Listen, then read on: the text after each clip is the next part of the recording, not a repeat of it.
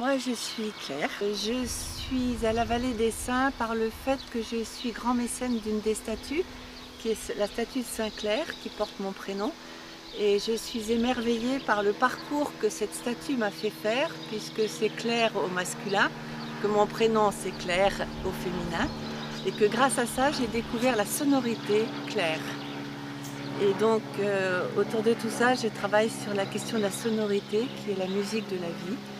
Et que finalement, nous sommes tous dépendants de la vie par les sons qui nous nomment. Et puis ici, la vallée des Saints a été complètement sanctifiée par ce cercle des Vierges Noires qui ont leur légitimité parce que simplement elles sont disposées en cercle. Le cercle, c'est la valeur universelle du rapport au divin que les hommes ont trouvé dans toutes les cultures, la notion du cercle.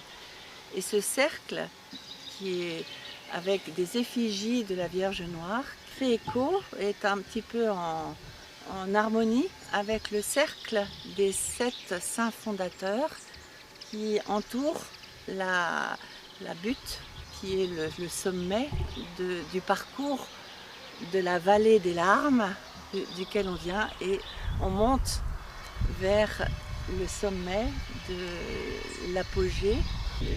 On s'élève vers le cercle des 7 saints fondateurs de la Bretagne et de l'évêché breton, centré sur cette motte féodale qui est ornée d'un chêne. Enfin, maintenant, mais en tout cas, c'est la circulation de la vie, quoi. De la vallée des larmes au sommet de la vallée des saints. Donc cette butte, cette motte féodale.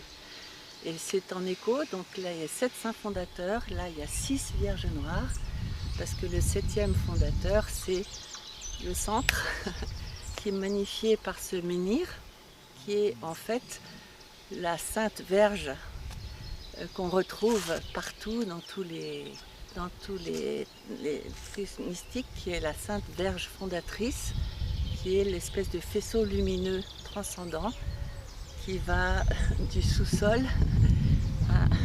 à l'extrême et qui est un faisceau lumineux à la fois de feu et de chaleur et qui féconde et qui est magnifié par ce menhir. À propos de cette particularité de cette Vierge sculptée par Bilal, et une particularité extraordinaire. Alors je vais revenir un petit peu aussi sur la notion de la Vierge Noire.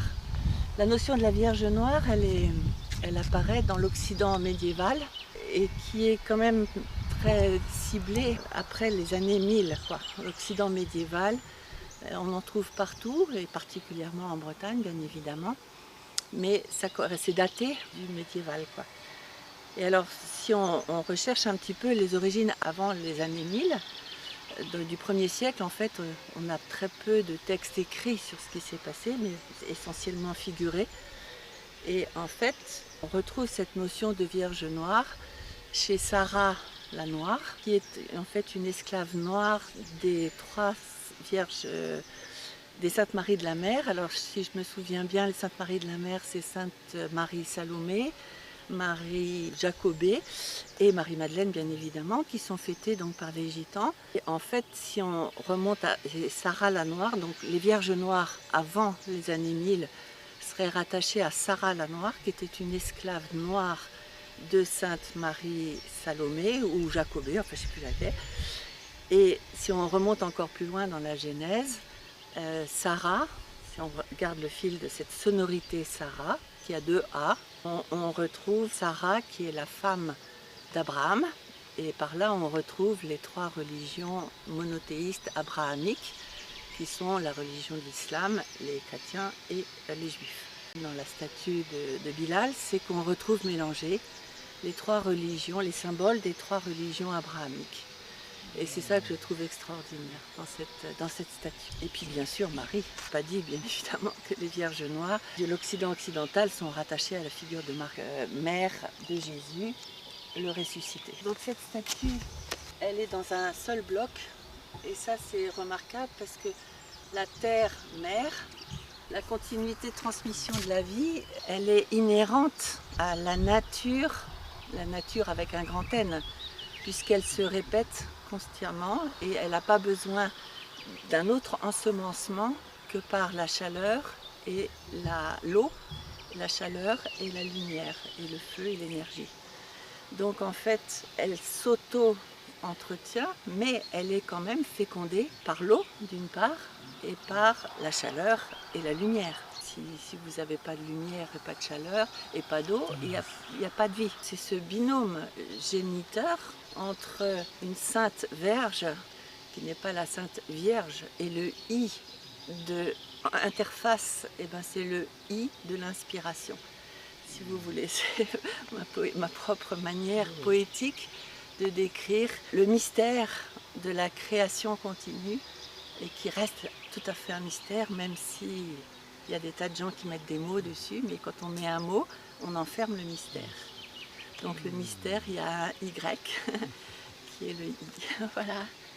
Donc si on reprend cette magnifique statue, il y a plusieurs éléments qui sont très porteurs de ce que je viens de vous raconter. C'est pour ça que j'ai énormément de plaisir à pouvoir en parler et à féliciter Bilal de ses intuitions créatrices qui correspond en fait à une intuition civilisationnelle qui permet de coordonner et d'unifier toutes ces valeurs, parce que finalement le monde est un et unifié, et c'est comme ça qu'il est en paix.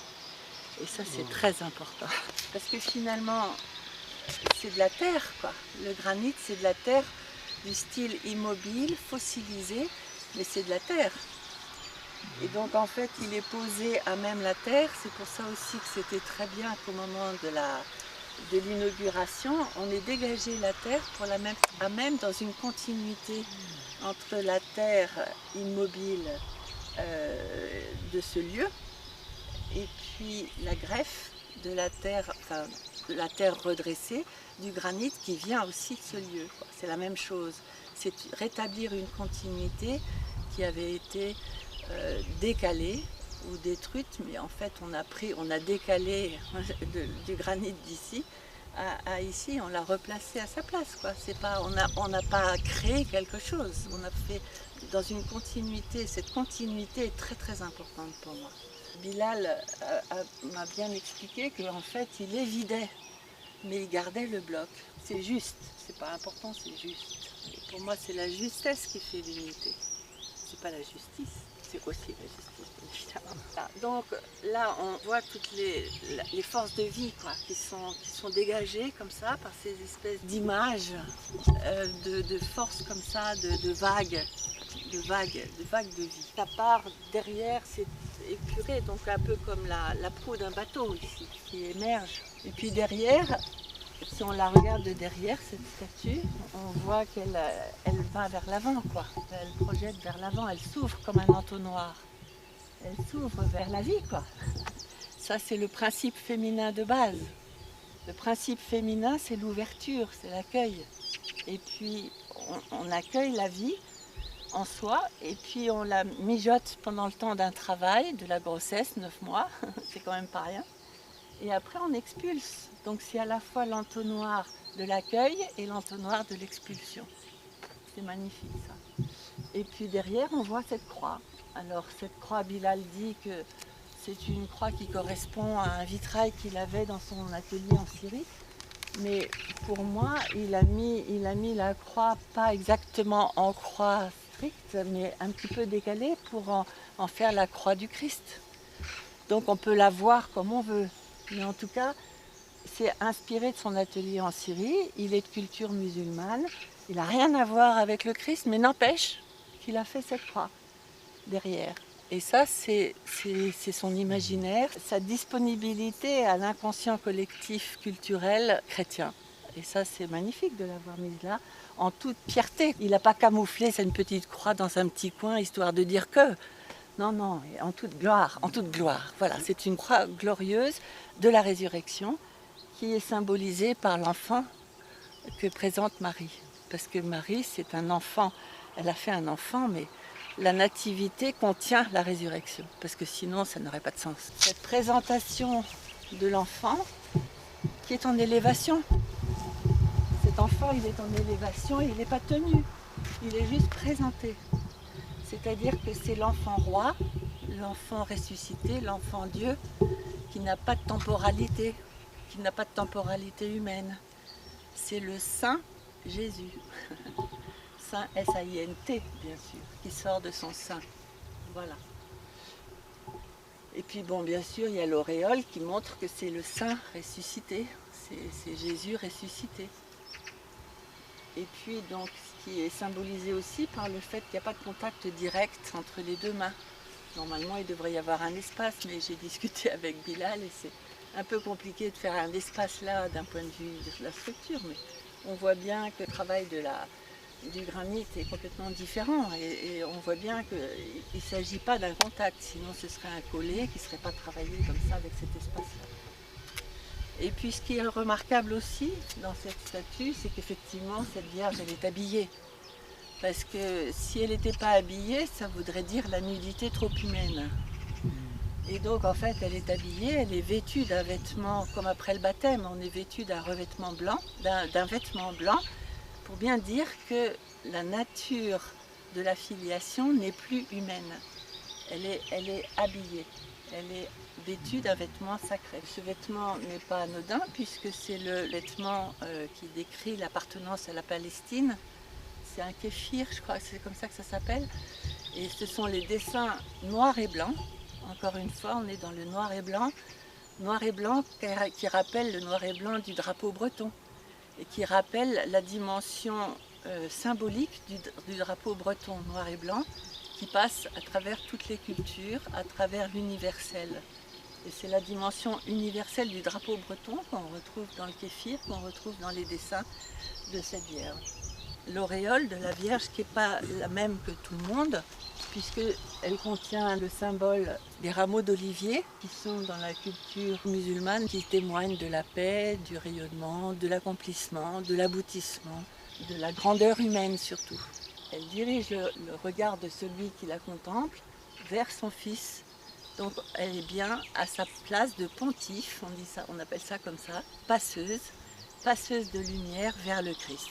Donc elle a sa mission chrétienne de mère qui oriente vers le Christ ressuscité. Pour moi, le nec plus ultra de cette statue, c'est le petit clin d'œil à l'humanité au sens large du terme, avec cette larme qui coule, parce que être mère, c'est pas de la tarte. C'est vraiment beaucoup de souffrance à tout point de vue, mais aussi beaucoup de joie. Mais elle sait ce que c'est que les lacrymas. Il y a des très beaux chants les lamentations de Jérémie, le samedi saint, parce que nous on savait bien que son fils il allait ressusciter, mais elle ne le savait pas. Et il y a des textes magnifiques sur la passion de la Vierge Marie. Le samedi saint, son fils Peggy a écrit des choses magnifiques là-dessus. Et vraiment la souffrance de toutes les mères qui voient maltraiter leurs enfants et qui ne peuvent rien faire, impuissantes. Il ne faut pas oublier que la larme c'est de l'eau salée et ça renvoie à la mer, MER. Et là le cycle de la nature est restauré aussi avec cette larme. Donc c'est pour ça que je trouve ça magnifique. Voilà.